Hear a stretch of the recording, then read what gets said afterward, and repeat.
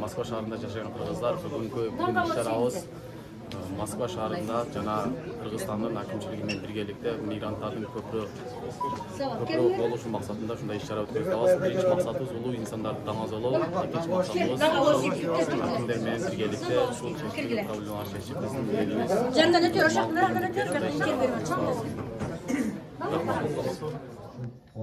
Kur'an'ımızın soğukların adam enevizden tarta yaşap etken bağırdık peygamberlerimizga Peygamberimiz Muhammed Mustafa sallallahu aleyhi ve sellem'e sahabalarına, öbülüsüne, muhacirlerge, ansarlarga, ağalımdullarga bağışladık.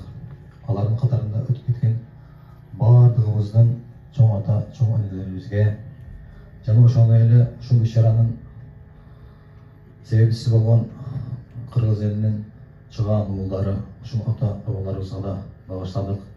Allah hamaların ruhlarını şart kılgın, kapıların jarı kılıp ozaltıp durgun. Barımız senemiz sağlanıp aytабыз. Barımızda özüne kaytarıp кезде kelime aytkan avalda La ilahe illallah Muhammed Resulullah Eşhedü en la ilahe illallah ve eşhedü enne Muhammeden abduhu ve resuluh kubuli kelimesini aytu ve yanalım. Rabbena atina fid-dünya hasene ve fil ahirete hasene ve qina azabennar bi rahmetike ya erhamer rahimin. Tonuq suulары tokoylor kenderi, kılımdarga tübölüp yaşayder, ösü bergen, güldөгөн mekenim. Саламатсыздарбы, урматтуу мекендештер, кадырлуу конокторр, айымдар жана мырзалар, Ала Тоо асыл жер үчүн, Ак Калпак кыргыз эл үчүн, ыйык мекенибиз Кыргызстан үчүн тарыхта из калдырып эбегейсиз эмгек кылган, касиеттүү Кадамжайдан чыккан атактуу инсандарды даңктоо максатында Кадамжай коому тарабынан даярдалган улуу инсандарды даңазалайбыз аттуу иш-чарага кош келиңиздер.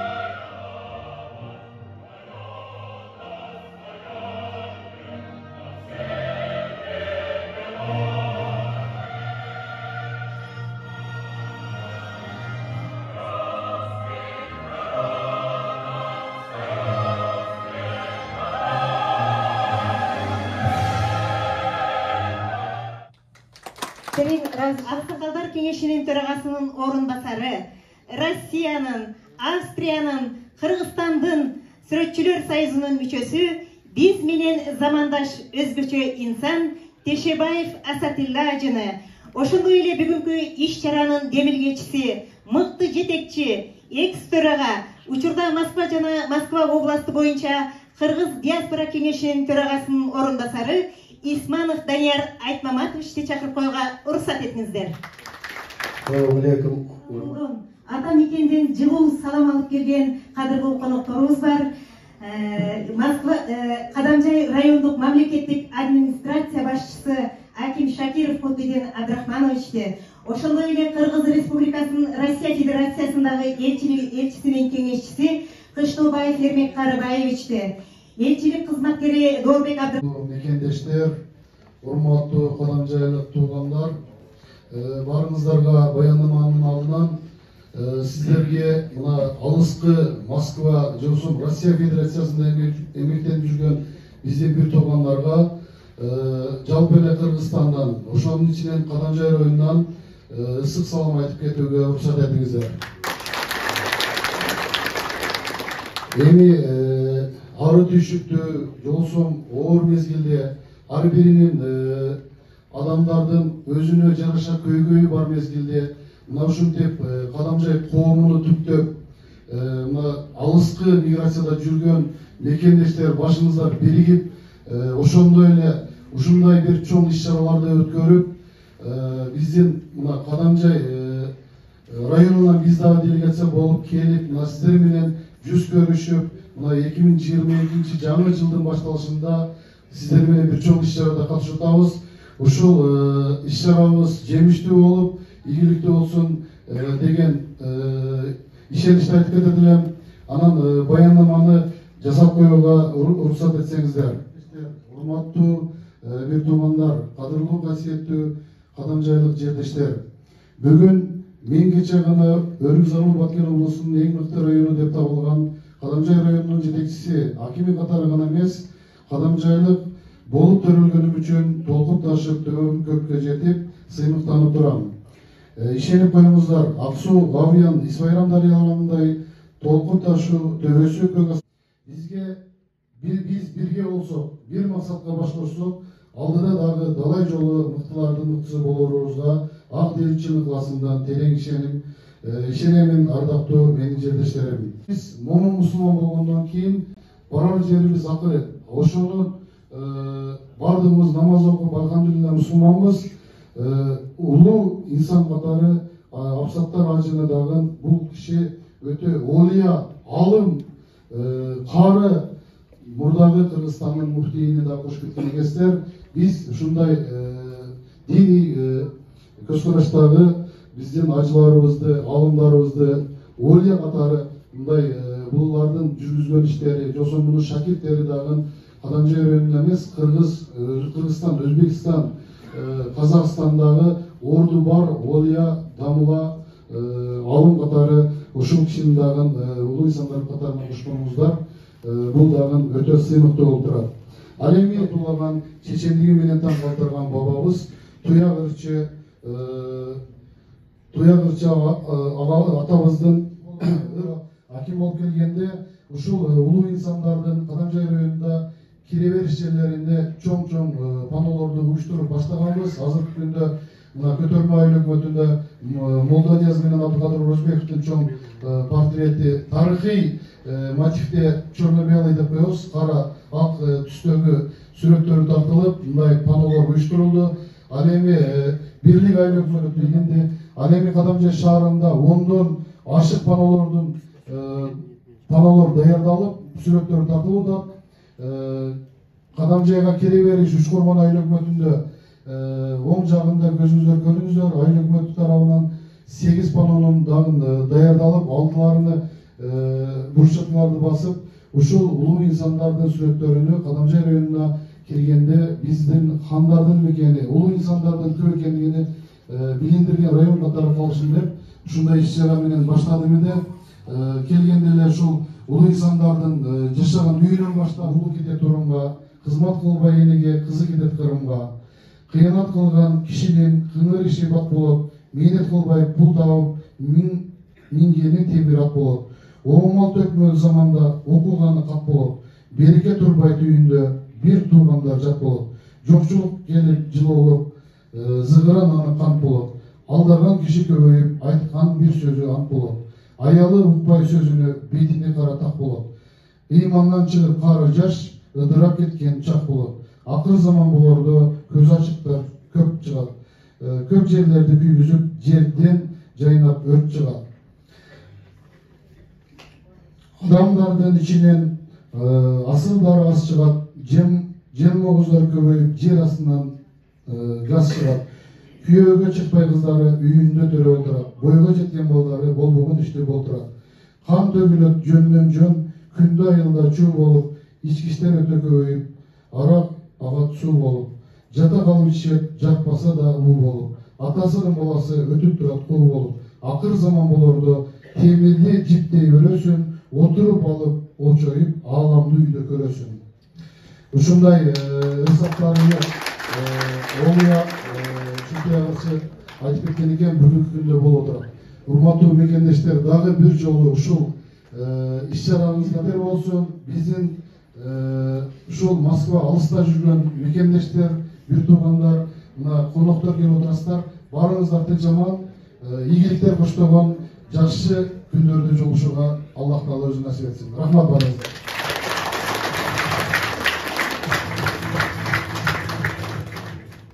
Өнүгүүсүнө кошкон матбагалар ийилер.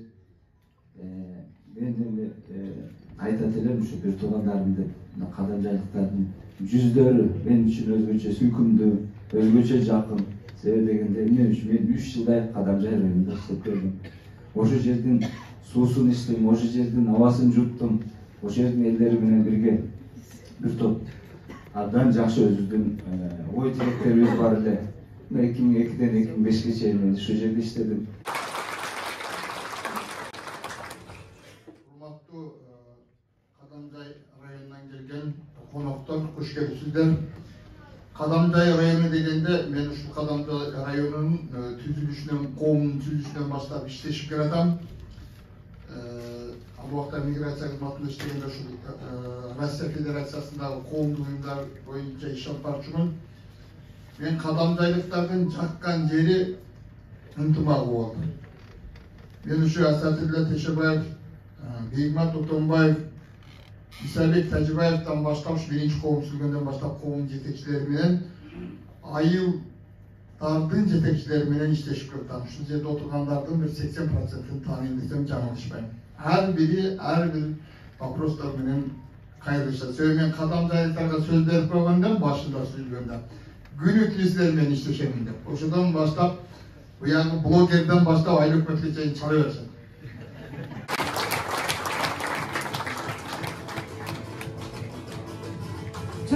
Балаларын аткаруусунда хор Кадамжайга бир арзуу. Сөзү Самидин Курмушевдики, обону Кубанычбек Нурмаматовдуку. кемиштер Кадамжай шайрапаларын тосуп алыңыздар. Гүл бакча мөнөгемиш кадам сайын, киндик кан тамган менен кадам жайын. Алдыйрын апамдын сенден уккан, Абдыкадыр Абсамат чыккан жайым. Москвадагы Кыргыз маданий борбору тарабынан уюштурулган Москвадагы шайыр апалар долбоорунун эң алдыңкы катышуучулары болушту.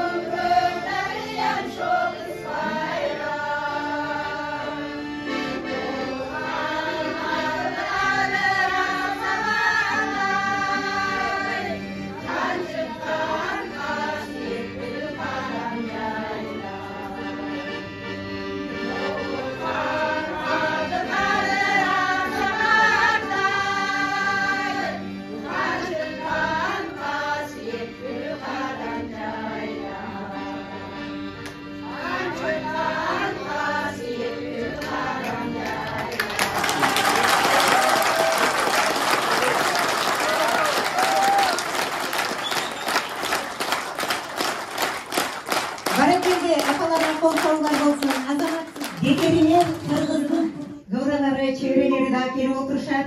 Аларга бир кол чаап койсоңуздар, сиздер ордуңуздардан туруп койсоңуздар.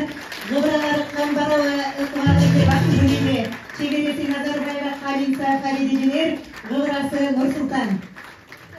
Абдыкадыр Орозбеков, Кыргыз ССР борборлук аткарып, Кыргыз коомчулугунун Москва жана Москва областы боюнча Аксакалдар кеңешинин төрагасы Эртабылды Шамилов агайыбызды, ошондой эле Кыргыз биримдиги уюмунун жетекчиси Абдыганы Шакиров агайды, Кыргыз диаспора кеңешинин жетекчиси Кубанычбек Осмоналиевди чакырып коюуга уруксат этиңиздер.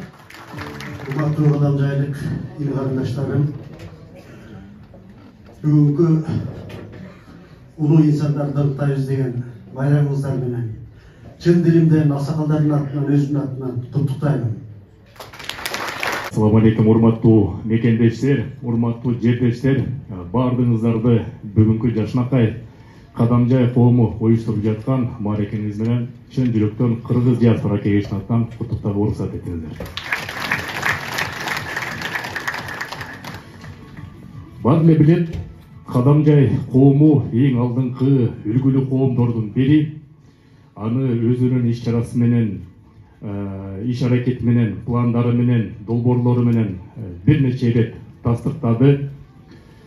Андан тышкары Кадамжай коому баштаган ушул улуу инсандарды Ганазлайбыз долбоорун ушул Кыргыз диаспора жааматынын атынан уруксаат берсеңиздер, уюштуруучуларга бир кичинекей кеңеш берип кетет элем.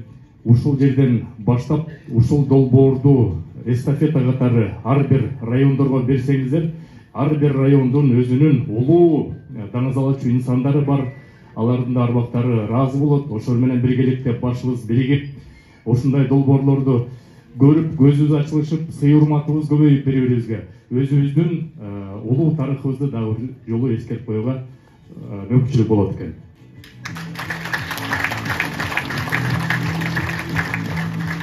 Кыргыздарда улуу сөз бар, көч бара-бара түзөлөт деп. Бул жерде мына аксакалдардын алды Россия жергесине келгенде 50 жыл болуп калды. Мен мисал үчүн келгениме 15 жыл болду. 2007 жылы көз карашы такыр башкача эле. Кудайга шүгүр, көчүбүз түзөлүп, кыргыз мекендештер улуу Россия жергесинен өзүнүн ордун, өзүнүн күн астында көлөкөсүн таап, Жашнакай өмүр сүрүп, андан тышкары мага чейинки Абдыган аке туура айтып кетти, мигранттар деп айткым келбей атат. Инвестор болуп, Кыргызстанга өзүнүн чоң салымын кошуп, Кыргызстандын экономикасын жылдырууга чоң локомотив болуп. Өсө берели, өнүгө берели, Кыргыз элим бар болсун, тынччылыкта, аманчылыкта бололу. Рахмат. Сиздерге терең ыраазычылык билдиребиз. Урматтуу мекендештер, мекенге болгон кусалыгыбызды баарыбыздын атыбыздан сагындым толган жеримди аттуу чыгарма менен Тешебаев Жеңишбекти тосуп алыңыздар. Кешкенсиздер барыңыздар. Сиздерге алыскы жерде жүргөндө өскөн жерибизди сагынат экенсиң, ошого сагындым туулган жерим сени дегендерде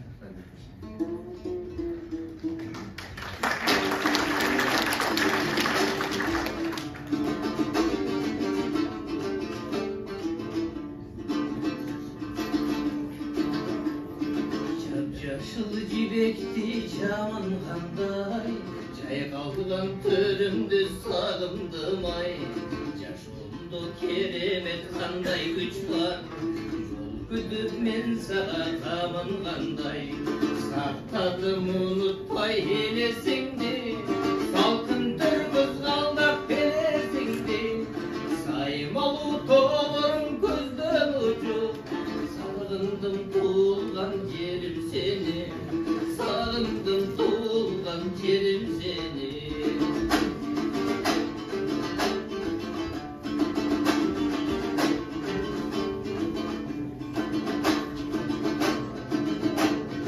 Yolalı uçuşkan karkıdalar, yolduğun salamım aytıp arar. Yol boyu ak köynü kiyip alır, yolumdu gütkündür gül kayırlar. Saktadım unutpay helesingdi, salkın kırmız kalmak belesingdi. Saymalı toğlarım gözden ucu, sağındım tuğulgan yerim seni, sağındım tuğulgan yerim seni.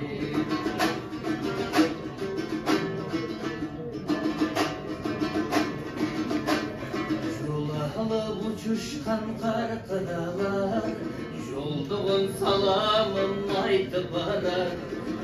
Yol boyu ak köynü kiyip alıp, yolumdu gütkündür gül kayırlar. Saktadım unutpay helesingdi, salkın törgüz kaldap belesingdi.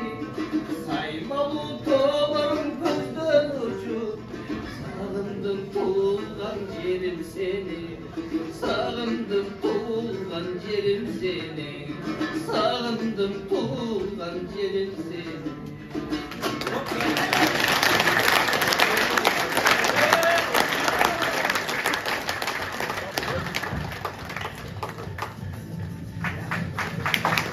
Адилтали кадамы калган жерим, Болот хандай балдары балбан жерим, Жолдошбектей обончу тарбиялап, Молдонияз батасын алган жерим, Молдонияз кыргыз адабиятынын көчбашы, жазма акын.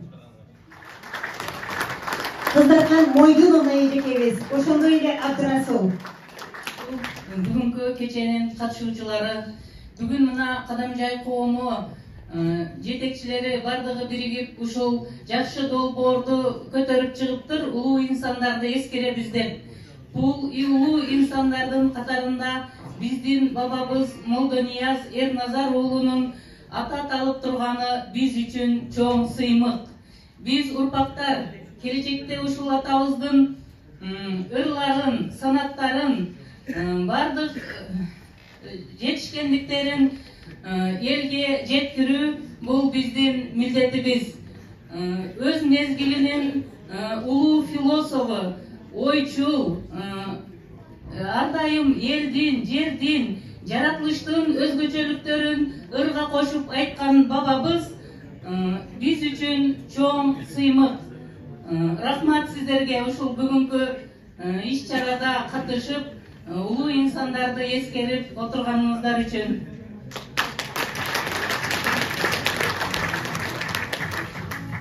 Assalamu alaikum урматтуу ага эжелер. Бүгүн сиздердин алдыңыздарда ушул Молдонияздын урпактары катары чыгып сөз сүйлөп турганыма абдан кубанычтамын. Бүгүнкү иш-чарага кош келипсиздер. Биз үчүн өтө чоң сыймык сиздердин алдыңыздарда туруп Молдонияз бабабызды эскерүү.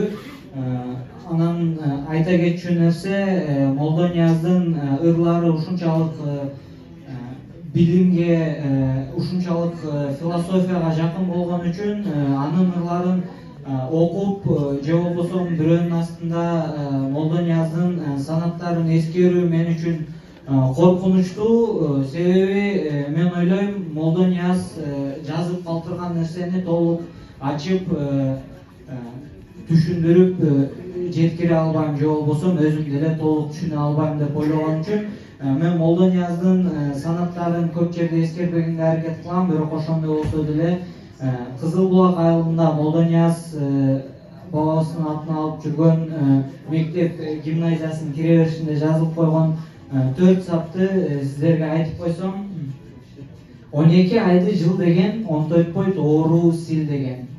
Эгер өлгөн катын тул деген жаман сөздү айтпаңар, адамдын көөнү гүл деген. Болгону ушул 4 сапыр, мында камтылган маани өтө чоң. Айта берсем, кара сөз менен өтө көп убакыт кетет деп ойлойм. Ошон үчүн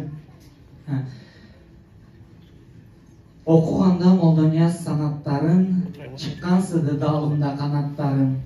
Ишеним пайда болду өзүмө, түк жоголду менин жаман адаттарым. Окуганда Молдонияз ырларыны, билип алдым көп нерсенин сырларыны. Чындыгында өтө көптү билсе керек, ашып жүрүп Орто Азия кырларыны. Баракелде, кош келипсиздер, бар болуңуздар. Алардын бири маданияттын кызматкери, Жоошук айылдык фондунун жетекчиси Канатбек Ботобеков. Автордук чыгарма Санат ыры. Кабыл алып коюңуздар.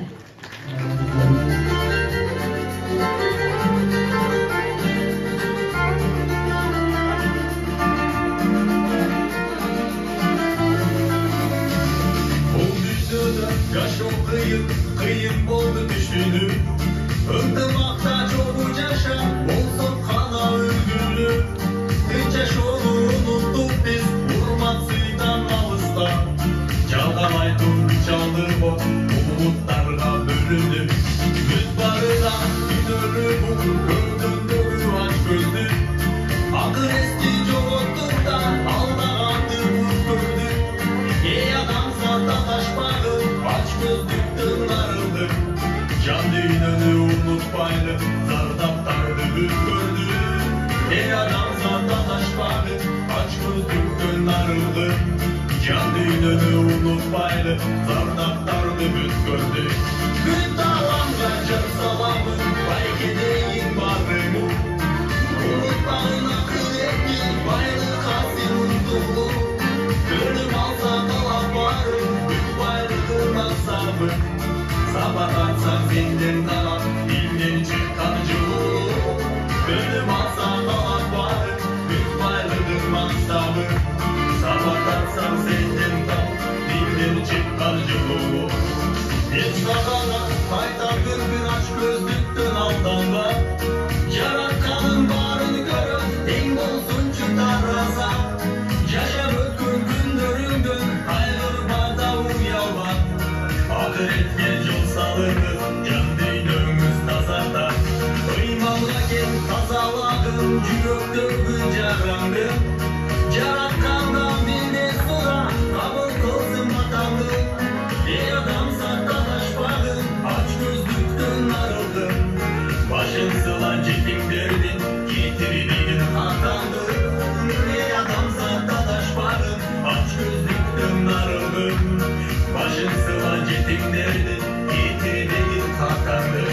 Bir dağlanma can salamı, belki deyin barımı. Unutmayın akıl ettin, baylık hasil untulu. Ölüm alsa kalan barı, büt baylıdır mansabın. Sabırlarsan zilden kalan, dilden içip kalıcı olur. Ölüm alsa kalan barı, büt baylıdır mansabın. Sabırlarsan senden kalan, dilden içip kalıcı olur.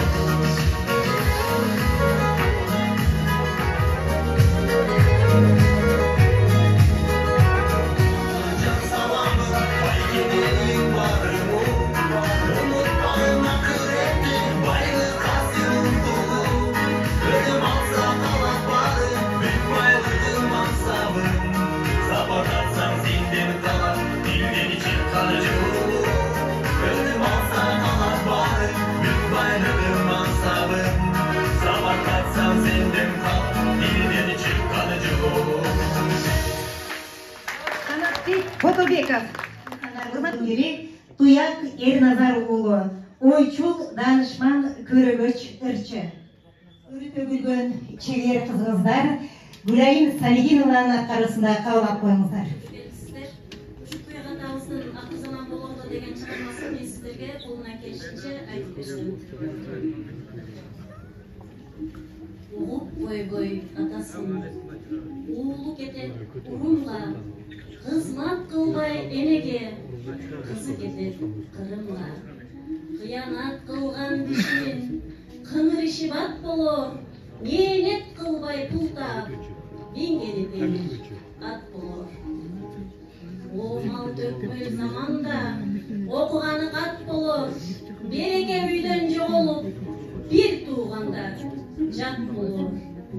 Жокчулук келип жылуулук, загырананы кант болор, алдамчылар көбөйүп, айткан бир сөзү ант болор. Аял укпайт күйөөсүн, бетине кара так болор, ыймандан чыгып кары жаш, ыдыраган чак болор. Акыр заман болордо, көз ачыктар көп чыгат, көп жерлерди күйгүзүп, жер жайнаган өрт чыгат. Адамдардын ичинен асылдары аз чыгат, алдамчылар уят сыйыт жоголуп, катып калган бездейсиң. Күйөөгө тийбей кыздарың, үйүндө төрөп олтурат, бойго жеткен балдарың, болбогон ишти болтурат. Қан төгүлөт жөндөн жөн, күн дайылда чуу болуп, ички иштер өтө көбөйүп, арак агат суу болуп. Жатакалы ичишет, жакпаса да уу болуп, атасынан баласы өтүп кетет куу болуп. Жамандар менен бир басып, жакалашып жүрөсүң, кояй деген кожоң жок, өзүңө өзүң төрөсүң. Акыр заман болордо, темирди жиптей өрөсүң, отуруп алуу чоюп, ааламды үйдөн көрөсүң. Aran menen Ariştin, aramdığın sezbeysin. Uyat jogolup, katıp kalgan bezdeysin. Ayalın ketse bazarga, kaysıl жерден izdeysin. Kayda жүрдүң kатын dep, kal pelanı tildeysin. Ayal үйdө sакташтын, жол жобосун билбейсиң. Айтып турса алымдар, айткан bir сөзгө кирбейсиң. Акыр заман болорду, эркектен кубат күч калат. Отурат үйдө очоюп, катындар чыгып, иш кылат. Береке пейиз жоголуп, беймаза жолго туш кылат.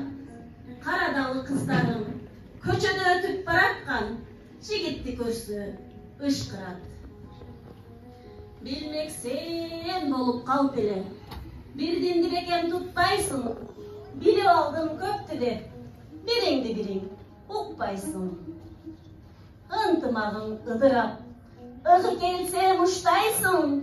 Өзүңдү ойлоп өзгөнү балекетке туштайсың. Акыр заман болорду, шарият билбейт жакының. Сойкоңдоп чыгып ар жерде, сойкулукка катының. Оруска кетет ой берип, табам деп үйдүн татымын. Арамдан тамак жеп жүрүп, ажырайт эстен акылым. Жан талашып бийликке, жалганды чындай сүйлөйсүң. Акыл аздар деп коюп, алымдар менен жүрбөйсүң. Кем багал өлсө капелет, жаназа окуп кирбейсиң. Өлүктү жууп кепинди, өлсөң да аны билбейсиң. Акыр заман болорду, тараза таштан алдашат. Арамдан таап жегенде, айыкпас илден жармашат. Болбогон ишке чырдашып, бирин бири каргашат. Кусур уруп акыры, караңгы көргө камашат. Рахмат. Гүлайым Самидинова. Урматтуу мекендештер, дагы биз сыймыктанган улуу инсан, кыргыз мекендештер, анда эмесе сахнага ата мекенден келген кадырлуу конокторду чакырып койгонго уруксат этиңиздер. Алар Кадамжай райондук мамлекеттик администрация башчысынын орун басары Асанова Селикан Низамова эжекебиз, Орозбеков айыл өкмөтүнүн башчысы Алиев Алтынбек Ганиевич агай, Айдеркин шаарынын мэри Мурзажанов Алтынбек Саматович, Которма айыл өкмөтүнүн башчысы Райымбек Табалыев, Кадамжай шаарынын мэри Бегалиев Бакыт Турдалиевич, Халиен айыл өкмөтүнүн башчысы Максудов Замирбек Турмаматович, Алга айыл өкмөтүнүн башчысы Дыканов Жергалбек Рахманович, Марказ айыл өкмөтүнүн башчысы Тургонов Кубанычбек Турабаевич, Үчкоргон айыл өкмөтүнүн башчысы Абдрахманов Ахматжан Турсунович. Урматтуу кадырлуу коноктор, кош келипсиздер. Сиздерди сахнада күтөбүз.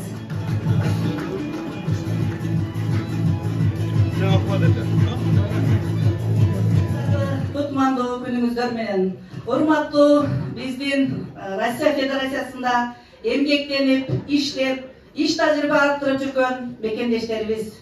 Сиздерге хандардын мекени болгон куттуу Азиретти пайгамбардын кадам изи түшкөн куттуу касиеттүү Кадамжай жергесинен жалындуу салам айтабыз.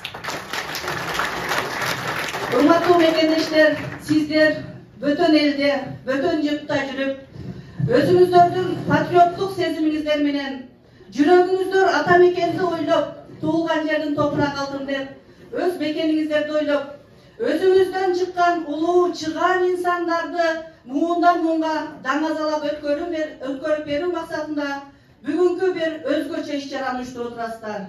Учурдан пайдаланып, ушул иш-чараны уюштуруп аткан Кадамжай коомунун жалпы жамаатына, жалпы мекендештерине Кадамжай элинин атынан терең таазим этип, ыраазычылык билдиребиз. Баягыдан бери биз көрүп отуруп, маданияты болбой эл болбойт дейт. Биздин шайрабалардан баштап, мектеп жашындагы кичинекей балдарыбызга чейин ушул маданиятты даңазалап, биздин улуу инсандарыбыздын чыгармаларын бизге тартуулап отургандыгы дагы бул жөндөн эмес. Анткени хандардын мекени болгон касиеттүү Кадамжайдан хандар чыккан. Аккан арыктан суу агат дейт. Ошондуктан биздин Кадамжай районунан чыккан келечектин ээлери болгон жаштардан Кудай кааласа Кудай буйрса, биз ойлойбуз ушундай биздин улуу инсандардай хандар, мыкты кесип ээлери чыгат деген жакшы үмүттөбүз. Бүгүнкү иш-чарадагы сиздерден чоң үмүттүү бизге үмүт артты. Ушул иш-чаранын негизинде биз дагы кайсы жерде болбосун, Кыргызстанда болобу, Россия Федерациясында болобу, башка журтта элде болобу, демек биз өзүбүздүн үрп-адатыбызды, маданиятыбызды, каада салтыбызды, ушул ардактуу тарыхый инсандарыбызды даңазаласак, бул ар бирибиздин атылдуу парзыбыз, милдетибиз экенинде бүгүн дагы бир жолу айгинелеп өттүк. Урматтуу мекендештер, дайыма бар болуңуздар.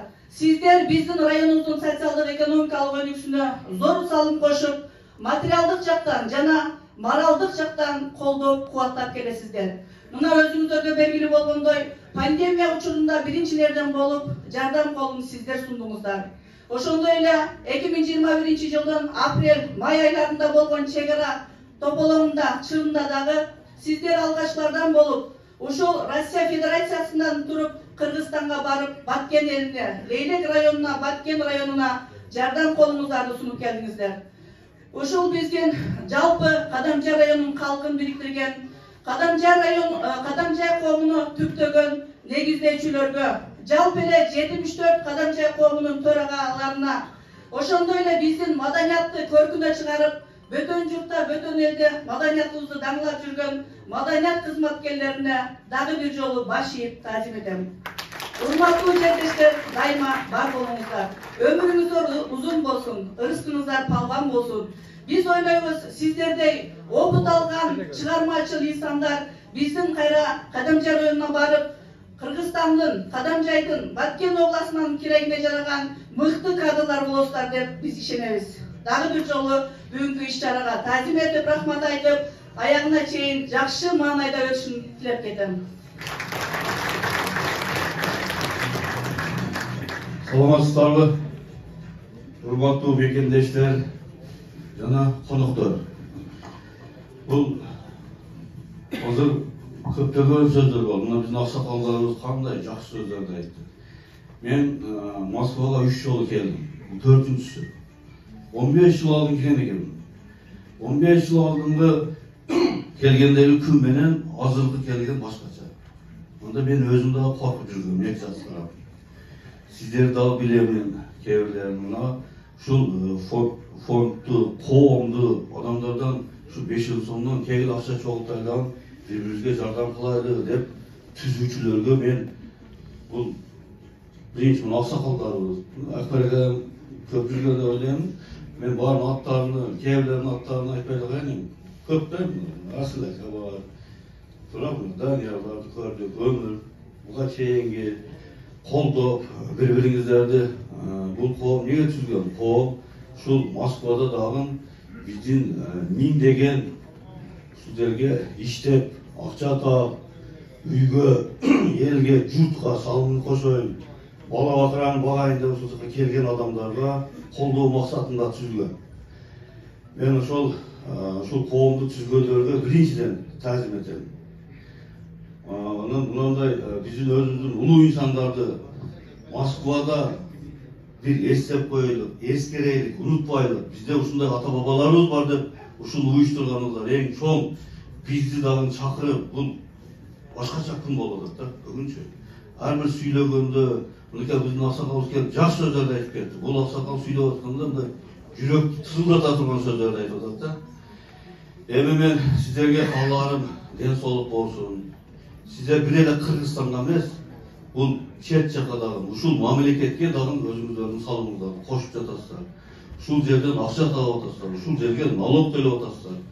Ошондой эле Кадамжайга, Кыргызстанга, бардык жерге сиздердин салымыңыздар көп. Айтып бүткүз жетпей. Канчалаган сиздердин ден соолугуңуздарды башка бүт бардык жокту аябай ушул жерде иштеп жүрөсүздөр. Биз аны билебиз. Бир эле кааларыбыз сиздерге ден соолук, келечекте ушул жакта балдарга илим, билим берип, бул дүйнө жүзүгө таныта турган илимдүү балдарды окутуп чыгарыңыздар. Сиздер акчаны таап, ошо балдарга көбүрөөк чыгым кылыңыздар. Биз дагы Кыргызстаныбызда мынакей урматтуу президентибиз, ушу жетекчилерибиз дагы канчалаган аракеттерин кылып атат. Биз бул жердеги өкүлчүлүккө дагы кирип чыктык, посолго дегендей. Эжекебиз келе албай калып, ошондо кичине жөтөлүп турат эди, бирок сунандык эди, келе албаптыр. Эми өкүлүн жөнөттүк. Булар дагы көптөгөн жумуштарды кылып атат экен, айтты. Сиздерге саламын биз аркылуу дагы айтты. Эми мен башкаларга да мен өзүмдүн 2 саат сүйлөйүн дедим. Мына жерде эжелеримди көрдүм. Не кылып жүрөсүздөр десем, балдарыбыз чакырды, келдик дейт.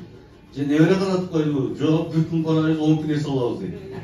Ошентип эс алып, ата-энелерибиз келип, ушул жерге эс алып кетсин.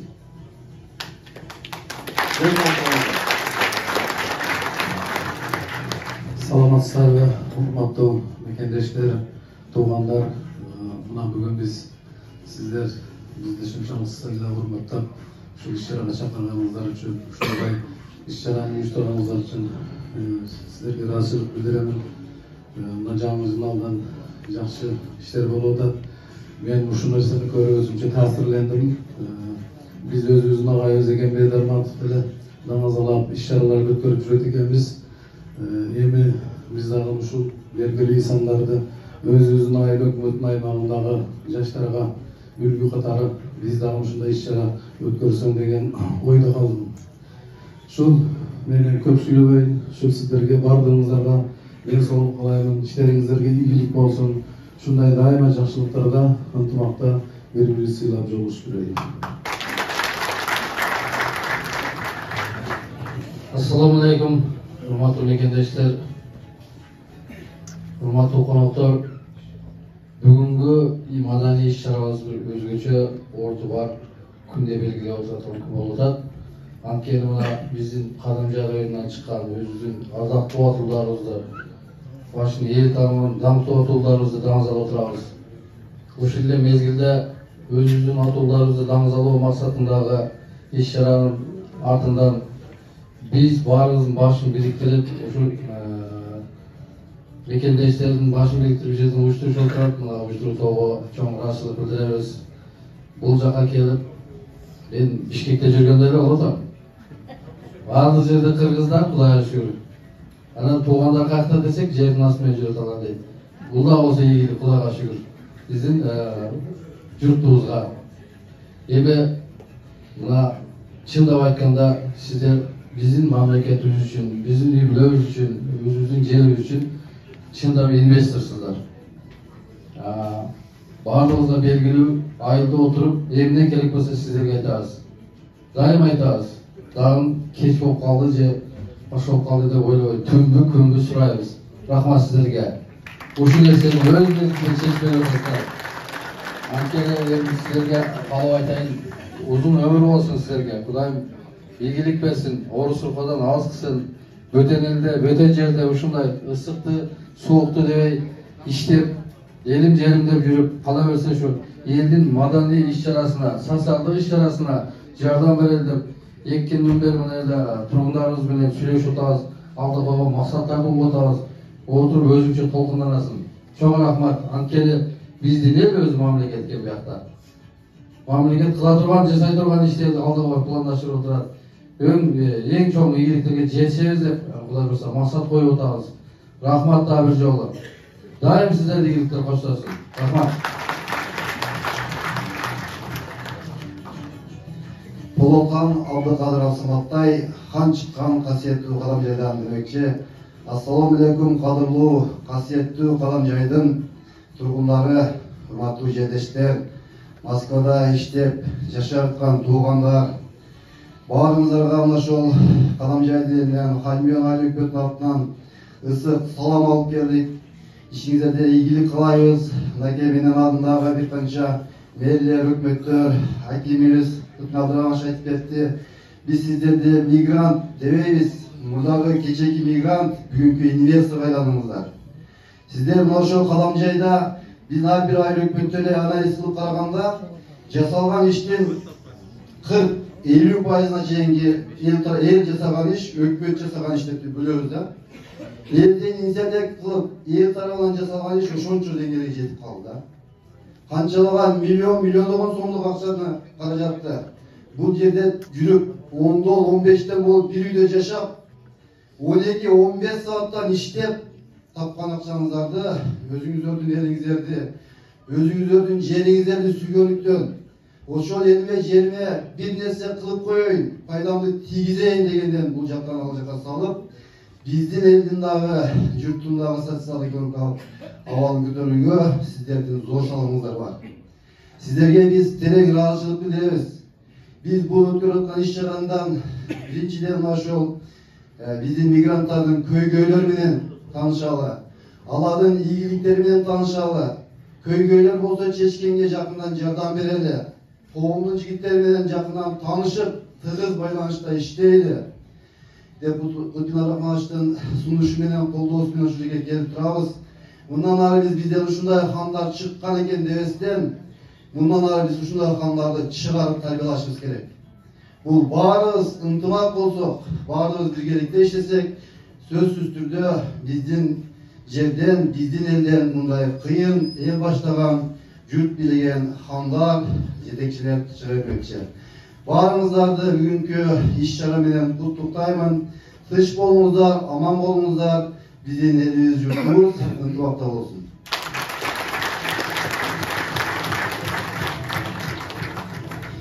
Саламатсыздар мекендештер. Мына бүгүнкү биздин коллегалардан кийин айткан сөздө кабарлашып ек. Ошондой болсо да бүгүнкү сиздер менен жүз көрүшүп отурганыбызга абдан кубанычтамын. Себеби бүгүнкү жогорку деңгээлдеги мероприятие бул тарыхты эскермейин келечекке максат курууну ыңгайсыздайт.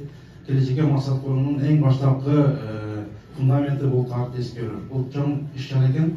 Биз абдан ыраазы болуп турабыз. Бул мындайча айтканда Россия Федерациясынын борборунда ушундай жогорку деңгээлде уюштуруу биздин сыймылыбыз кыргыз элинин жетишкендиги. Ушул кечээ уюштурган Кадамжай коомуна биз чоң ыраазычылык билдирип кетебиз. Ден соолукта болуңуздар, каякта болуңуздар, аман болуңуздар, дайым ишиңиздер ийгиликтүү болуп, жакшы маанайда бири-биринен саламдашып жүрө берели. Кайдакан элинин атынан силерге чоң салам. Assalamu alaikum mekendештер. Мына бүгүн Кудай насип кылып Москва жергесинде бир туугандарыбыз менен көрүшүп, Алла каалашканга мүмкүнчүлүк болуп калды. Мына ушул мүмкүнчүлүктөн пайдаланып, эми бул жерде айта турган сөздөр өтө көп. Себеби бул Москвадагы биздин мекендештер, Кыргызстанда биз айылдарда ушул түзүлгөн бияктагы коомдун иштери опол тоодой болуп турат.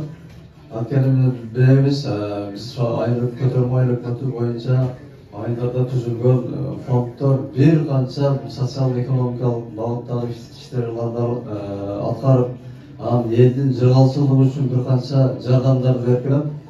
Бул ошол Кадамжай коомунун ичинде дагы көтөрмө айлык өтүмүндөгү айылдардагы коомдор өтө активдүү балдар бар. Буларга да ыраазычылык билдиришибиз керек. Анан ушул бүгүнкү ата бабаларыбызды эскерүү, даңктоо максатында уюштурулган иш чара ушунун шултоосу менен мына сиздер менен көрүштүк. Тарыхты, ата бабаларды тактап даңктамайынча биз келечекте бир жакшы жолго түшө албайбыз да. Мына ушул иш чараны уюштурууларга чоң ыраазычылык билдирем. Мына биз аркабызда турган ушул көтөрмө айлык чыккан кыргыз адабиятында биринчилерден болуп кагазга түшүрүп жазып чыккан бир Молдонияз бабабыз турат. Урпактары сүйлөп кетти. Бул бабабыздын жолуна бир канча бул тарыхта барактарда жазылып калды. Мына ушунда даңгал болуп атат. Бул өтө кубанычтуу иш чара бүгүн. Ошондуктан жалпыңыздарга ийгиликтерди каалаймын. Сиздер мында дагы айтылып кетти, мигрант эмес, бизге инвесторсуздар. Ошол эми өзүнүн үй бүлөсүндө өзү үчүн тапкан акчасынан ашырып, калган дагы бир кичи мекеним үчүн кызмат кылайын деп сиздер акча каражатын каяктан болсо таап берип атасыздар да. Ошого мен терең ыраазычылык билдирем. Анан жалпыңыздарга ошол көтөрмө айлыктын айылдан ысык салам жолдоймун. Бардыгыңыздарга ден соолукту Үй-бүлөңүздөргө тынч сыпатта аман эсен ушул кайра бала чагаңыздардын жакшылыкка айылыбызга кайра байырып жеткенге Алла Таала насип кылган болсун. Жалпыңыздарга аманчылык тилейм. Саламатсыздарбы, урматтуу мекендештер, урматтуу бүгүнкү иш-чаранын катышуучулары, уюштуруучулар. Бүгүн көп сөздөр айтылды. Мен демекчимин, сиздердин өтө салымыңыздар чоң. Ар бир жылдын жыйынтыгы боюнча сиздердин кошкон салымыңыздар, айылдарда ар бир болуп жаткан иштердин жетишкендик аркасынан бизде жылдын жыйынтыгы боюнча Баткен облусунда биздин акимибиз эң мыкты аким деп табылды. Жылда мындай облустарда жетишкендиктерди алыш кыйын. Албетте сиздердин буга салымыңыздар өтө чоң. Сиздер Кадамжай районунун мындай жакырчылыктан чыгуусуна дагы өтө салымыңыздар чоң. Себеби биздин Кадамжай району мындай жакыр үй бүлөнүн саны салыштырмалуу аз. Себеби сиздер ушул инвестор болуп айылдарга көп курулуштарды куруп, көп иштерди жасап атасыздар. Айылда дагы санап кетсек, атап кетсек, ар бирде иштеп аткан ишканада ошол сиздердин колдооңуздар менен жүрүп атат. Сиздерге терең таазим этебиз. Ошол үй бүлөнүн атынан, мен айылдын атынан бардыгыңыздарга ысык салам.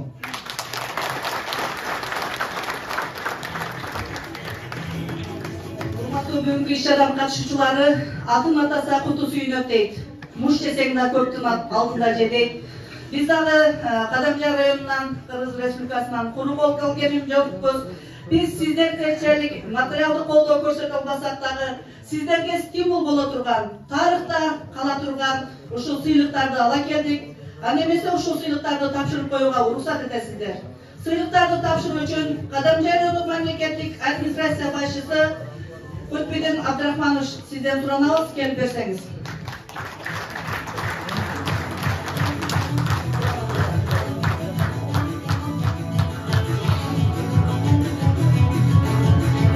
Эмгектенип, пандемия учурунда Кадамжай районунун калкына материалдык жактан колдоо көрсөткөндүгү, айылдардын инфраструктурасын жакшыртууга жана районубуздун социалдык экономикалык жактан өнүгүүсүнө кошкон зор салым үчүн Кадамжай коомунун аксакалдар кеңешинин төрагасы, Кадамжай районук мамлекеттик администрациясынын ардак грамотасы менен Ташмурзаев Асылбек Турдакунович сыйланат. Ушундай эле ардак грамота менен Кадамжай коомунун негиздөөчүлөрүнүн бири, Кадамжай коомунун түптөрүшүнө кошкон зор салым үчүн Отонбаев Бегмат Кошназарович сыйланат. Бул аке Кыргызстанда экен, аны биз кайра алып барып беребиз. Ошондой ардак грамота менен Кадамжай коомунун түптөрүшүнө кошкон зор салым үчүн Тажибаев Исабек Курбаналиевич сыйланат.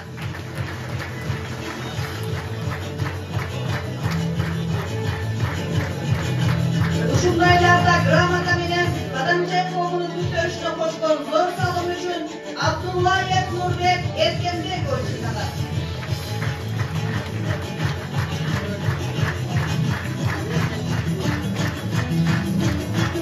Ушундай ардак грамота менен Кадамжай коомунун түптөрүшүнө кошкон зор салым үчүн жана бүгүнкү маданий иш-чаранын эмгекчи катары Исманов Данияр Айтматович сыйланат.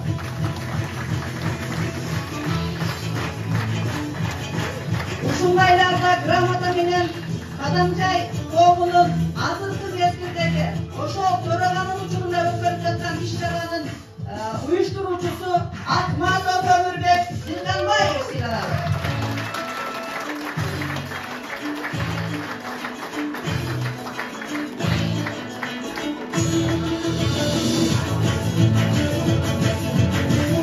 Ошондой эле бүгүнкү кеченин көркүнө көр кошуп, баардыгыбыздын башыбызды бириктирип, баардыгыбызга катары менен, табы менен сөздөрдү берип, Кадамжай район айылдарынын инфраструктурасын жакшыртууга жана маданият салаларынын өнүгүүсүнө, маданий иш-чараларга активдүү катышып, өз салымын кошуп келген Шайыр апалар, Сармөзен жана Шайыр апалар долбоорунун алып баруучусу Чилаева Айгүл Камбаралиевна ардак грамота менен сыйланат.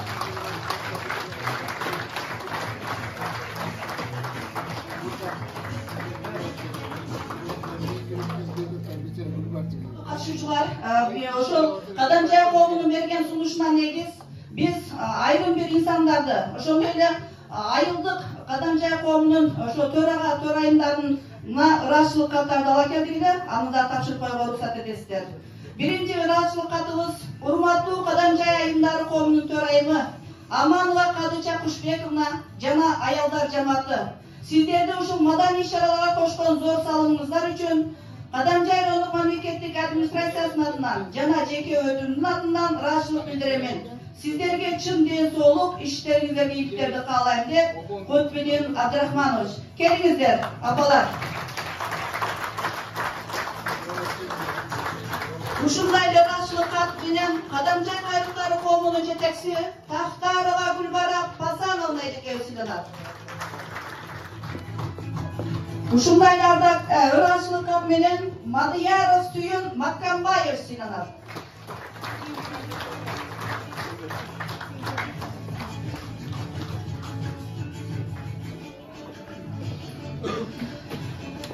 Ушундай эле ыраазычылык кат менен Абдырахманов Матурайым Тилибалдиев сыйланат. Каражанта коомунун төрагасы Хужаев Улукбек Нурмахамадович сыйланат.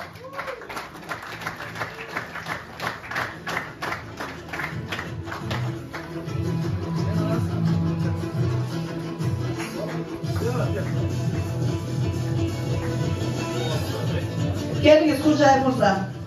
Каражанта коомунун төрагасы.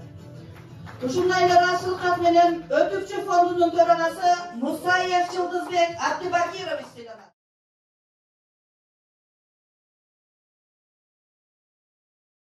Асанов Мажит Ахунбаевич сыйланат. Тез келип берсеңиздер, урматтуу туугандар. Ушундай эле ыраазычылык кат менен Ноогардам фондунун төрагасы Бостонов Кыялбек Мавлянович сыйланат.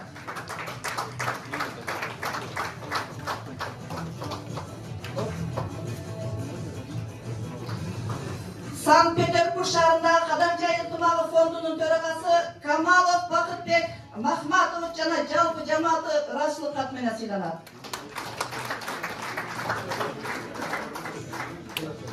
Охна Найман фондунун төрагасы Имарбеков Чыргалбек Мусаев сыйланат.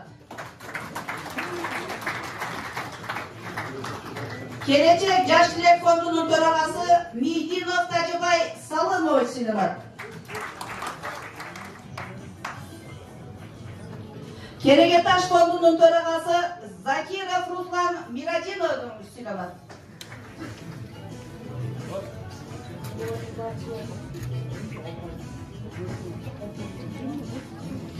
Чекелик фондунун төрагасы Пазылов Алхамбек Мукумович сыйланат. Ушундай эле ыраазычылык кат менен Эштмеп фондунун төрагасы Жанов Самирбек Эркебаевич сыйланат.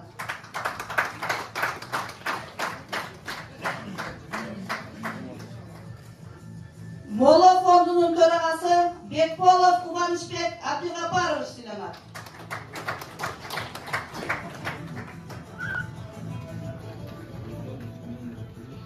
Калтак фондунун төрагасы Алимов Нуридин Ураимович сыйланат.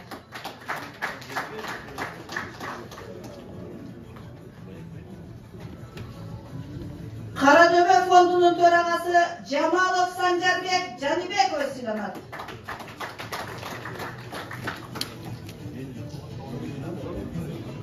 Жаңы Коргон фондунун төрагасы Баракбаев Шенишбек Ташполотович сыйланат. Ушундай эле ыраазычылык кат менен Майдан айылдык фондунун төрагасы Жамшутов Болот Боркошевич сыйланат.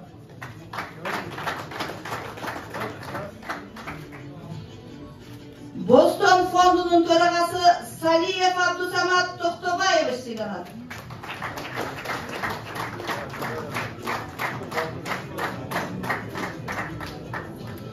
Ушундай эле ыраазычылык кат менен Амираев Жаныбек Эргешевич сыйланат.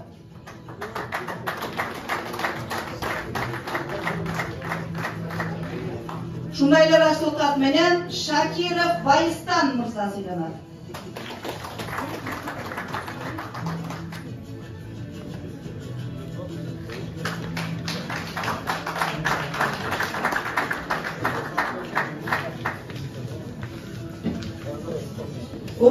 сыйлық ээлери, сыйлығыңыздар көп болсын, бұл сіздерге чек болбосын, мындан бийик даражадағы сыйлықтар сіздерге насip еткен болсын.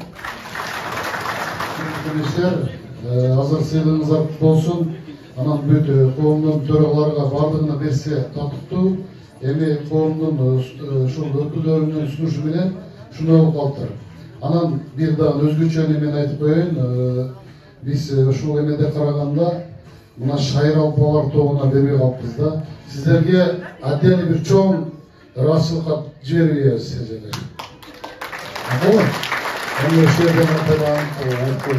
Рахмат.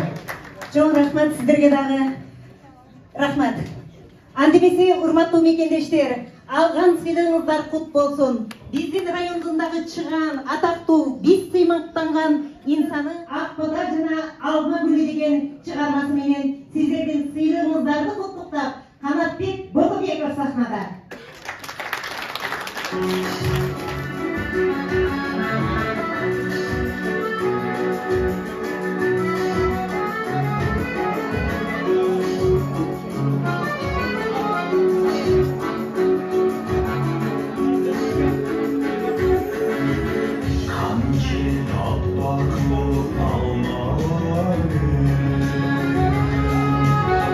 Kançı